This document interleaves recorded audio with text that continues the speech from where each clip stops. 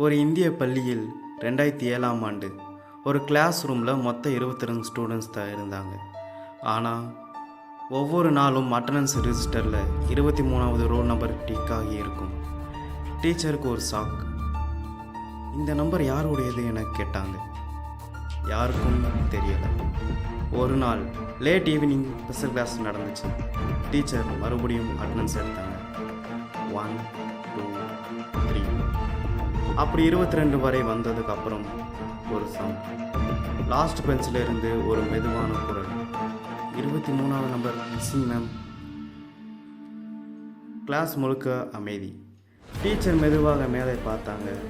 Last பெஞ்சில் ஒரு student உட்காந்துருந்தாங்க. வெள்ளை யூனிஃபார்ம் அணிந்து தலை குனிந்த மாதிரி. டீச்சர் பயந்துக்கிட்டே கேட்டாங்க, யார் பாணி? அவன் மெதுவாக தலையை உயர்த்தினான். அவன் முகமே இல்லை. அடுத்த நாள் ஸ்கூல் ரெக்கார்டில் செக் பண்ணி பார்த்தாங்க.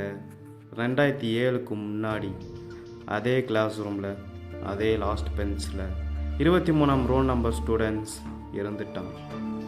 அவன் பெயர் அருண்.